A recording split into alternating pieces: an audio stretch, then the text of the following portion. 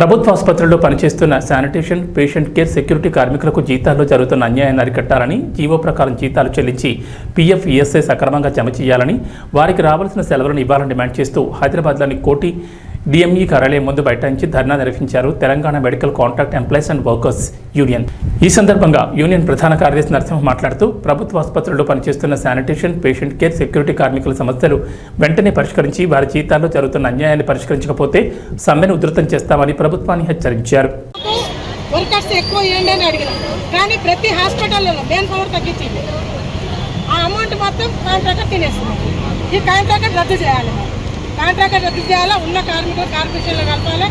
వీళ్ళకు డిమాండ్ ఏంటంటే కాంట్రాక్టర్లో తీసుకెళ్ళాలి. గవర్నమెంట్ కాంట్రాక్ట్లో ఉన్న కార్మికులకి గవర్నమెంట్ కాంట్రాక్ట్ తీసుకొని గవర్నమెంట్ జీతాలు ఇచ్చేటట్టు చేయాలి.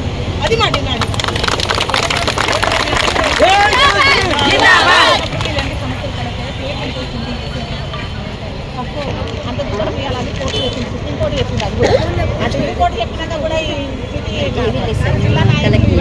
జరగాలంటే జరగాలి కదా.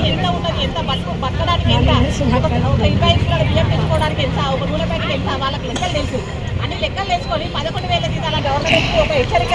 మేమందరం పొద్దున డ్యూటీలు చేసి ఇంకా పొద్దున రాలేదు, మధ్యాహ్నం నైట్ షిఫ్ట్ వాళ్ళు మీరు ఇదే పరిస్థితి కొనసాగితే మేము ఖచ్చితంగా మేము హాస్పిటల్, ఎందుకంటే మా దగ్గరికి వచ్చే గవర్నమెంట్ హాస్పిటల్కు వాళ్ళు గరీబులే వస్తారు కాబట్టి వాళ్ళకి ఇబ్బంది కలగకుండా మేము చేస్తున్నాం, గవర్నమెంట్కు తెలియజేస్తున్నాం. ఏఐటీసీ రాష్ట్ర ఉప ప్రధాన కార్యదర్శి, అదేవిధంగా Telangana medical contract employees and workers union కు రాష్ట్ర ప్రధాన కార్యదర్శి. ఈరోజు రాష్ట్ర వ్యాప్తంగా దాదాపు 20,000 మంది కార్మికులు ఎదుర్కొంటున్నటువంటి సమస్యల్ని ప్రభుత్వానికి, అధికారుల దృష్టికి తీసుకుపోదామనే ఉద్దేశంతో ఇక్కడికి మేము రావడం జరిగింది.